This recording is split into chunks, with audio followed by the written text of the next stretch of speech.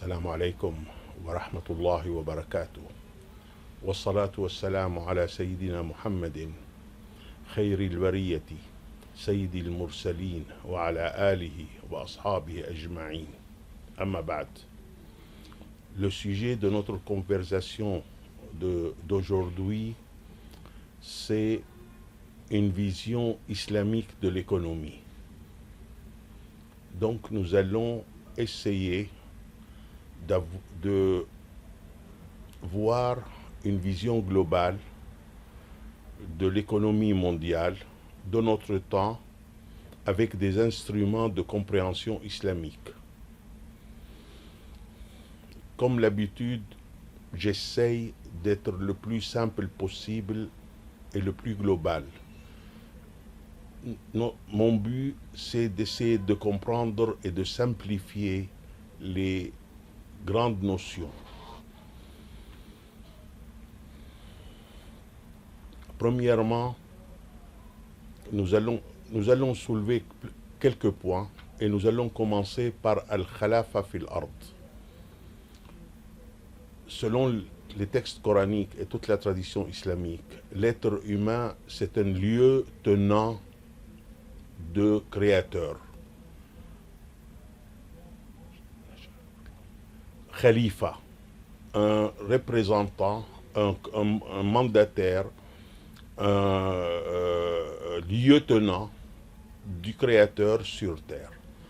Allah Jalla wa Ta'ala a créé l'être humain avec des buts précis et il l'a confié la gestion de la vie sur terre.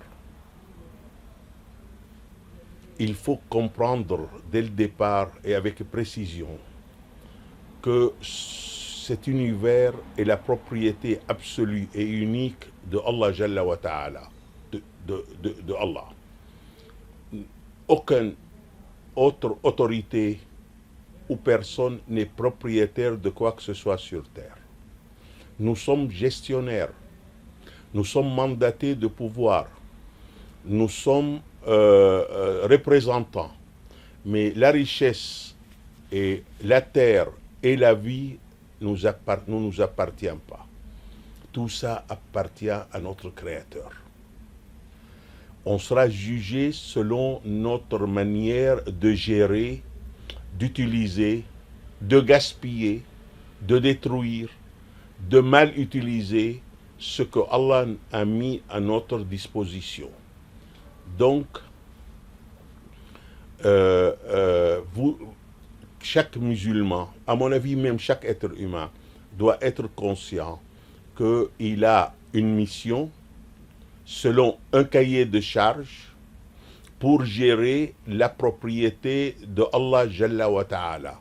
Et il faut qu'il le fasse de la façon qu'il plaise à Allah Jalla wa Ta'ala.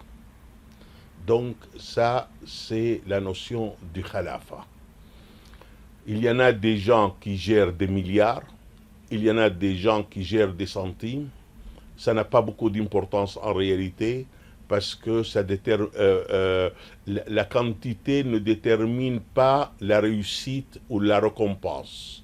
On peut gérer des millions et aller à l'enfer, wal-iyazu billah. On peut être pauvre et aller au paradis. Notre manière de gérer, notre soumission, notre compréhension que tout ça ne nous appartient pas et on doit gérer selon la volonté du propriétaire, c'est ça qui va nous sauver nos âmes. Le deuxième point, c'est la nourriture et l'économie. On vient de découvrir récemment, grâce aux statistiques,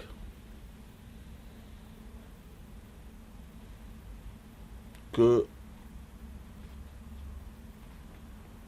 1% de la population américaine, ça veut dire 3 millions de personnes, produisent assez de nourriture pour nourrir le 99. C'est génial. En réalité, la famine, le manque de nourriture sur terre est artificiel. Normalement, il ne doit pas y avoir un être humain qui a faim sur Terre. Pourquoi? Parce qu'il est impensable que Allah Jalla wa Ta'ala jette les êtres humains sur une planète qui est la Terre sans s'occuper de leur nourriture, de prévoyer de subvenir à leurs besoins. Un grand homme français, René Dumont, le fondateur de l'écologie et le père du mouvement écologiste en France, qui était un agronome, qui a travaillé 40, 50 ans, 60 ans, comme agronome et expert international dans l'agriculture. Il a dit, moi je l'ai lu dans les années 60-70, que chaque fois il a visité des pays et il a trouvé qu'il y avait de la famine, il a trouvé que l'homme est responsable de la famine. Soit quelqu'un mange la part de l'autre, soit la machine économique bloque la distribution de la nourriture. En général, les hommes utilisent la nourriture pour asservir les autres hommes et les contrôler, et les faire travailler, et les faire servir leurs intérêts et leurs besoins. Donc, Allah Jalla wa Ta'ala, à l'origine, il a prévu la nourriture pour toute l'humanité.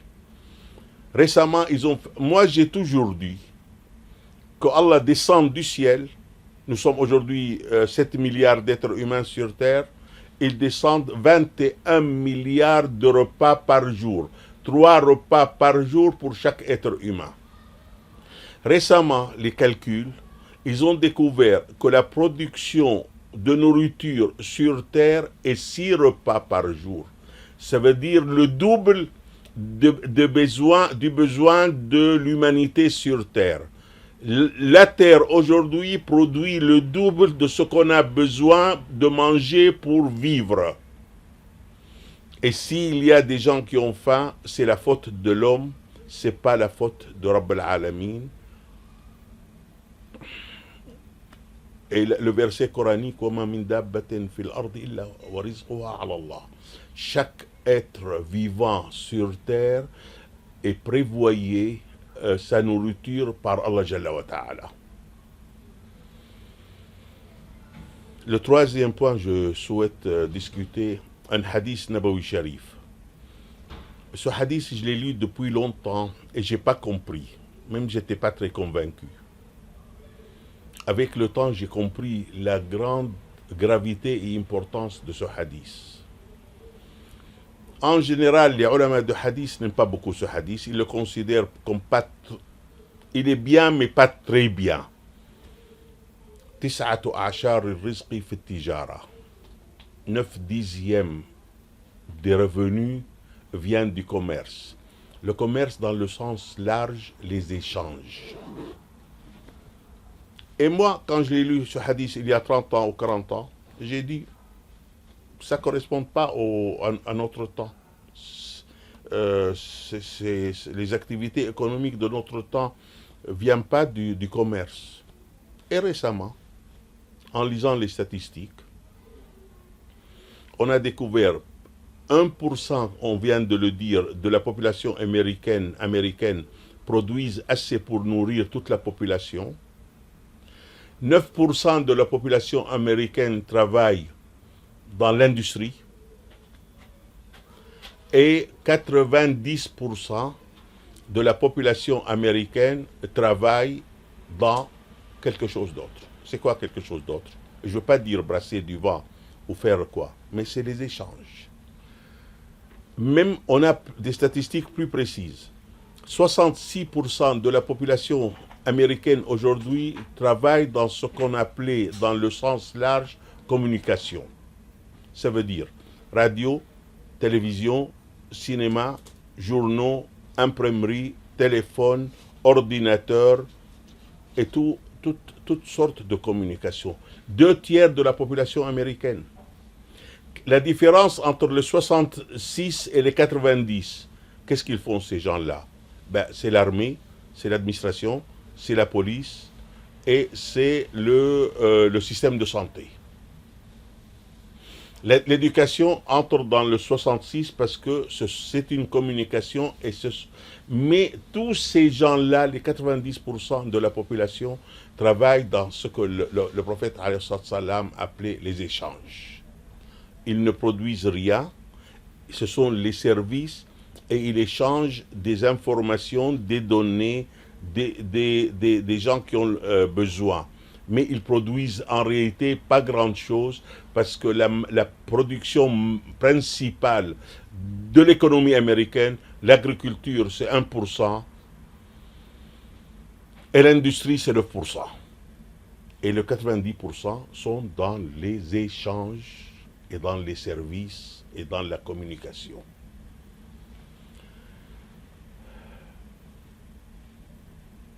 Si l'humanité a compris ces principes, la majeure partie de la maladie, des maladies de notre vie sur Terre vont disparaître. La nourriture est disponible et abondante pour tout le monde. L'industrie emploie 9% de la population. Je sais que quelqu'un va me dire, mais ils ont transformé l'industrie en Chine. Mais l'industrie nécessite dans un pays comme les États-Unis 9%. Le reste, ils sont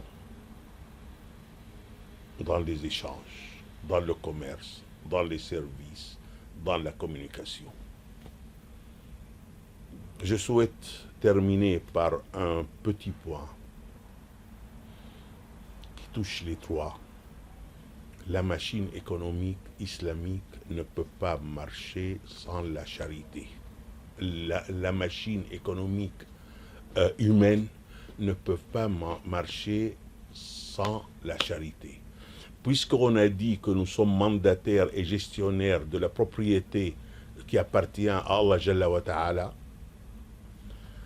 puisqu'on a compris que la nourriture est couvre plus nos besoins, plus que nos besoins, et si on a compris que 90% de l'humanité travaille dans les services et dans le commerce et dans la communication, normalement, on doit être des gens heureux sur Terre. En tout cas, pour nous dédouaner, il faut faire la charité.